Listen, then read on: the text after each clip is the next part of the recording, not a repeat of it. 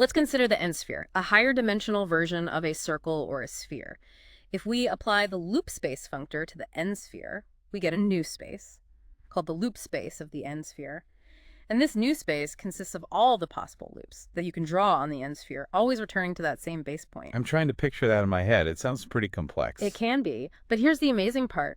Quillen shows that the rational homotopy Lie algebra of this loop space is isomorphic, meaning structurally the same, to a very specific type of Lie algebra. Wait a second. You're saying that the loop space, this collection of loops on a sphere, has an associated Lie algebra. How is that even possible? It's mind-boggling, right? It really underscores the profound insights that Quillen uncovered. And it's not just a mathematical curiosity. It gives us a powerful new way to study spaces.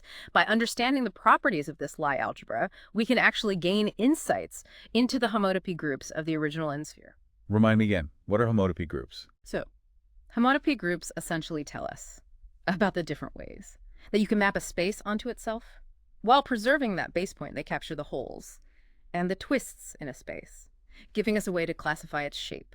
Got it. So by translating this geometric problem about loops and spaces into an algebraic problem about Lie algebras, we've opened up a whole new set of tools for understanding the shape of the n-sphere. Exactly. It's a remarkable demonstration of the power of Quillen's approach.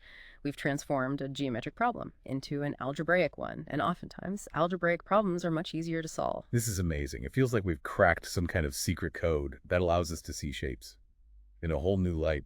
It is a powerful shift in perspective, and this is just one example of how Quillen uses functors to bridge these different mathematical worlds. He also connects spaces to simplicial groups, simplicial Lie algebras, and other fascinating structures. Before we move on to those other structures, can you remind me, why are we so focused on this rational side of homotopy? What advantages does this approach actually offer? That's a great question.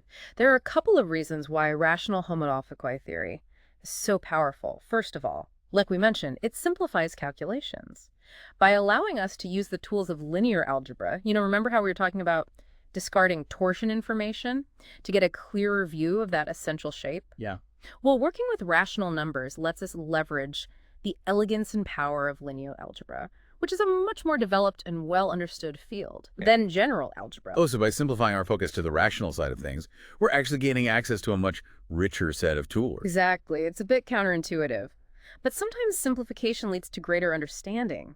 And there's another key advantage to rational homotopy theory.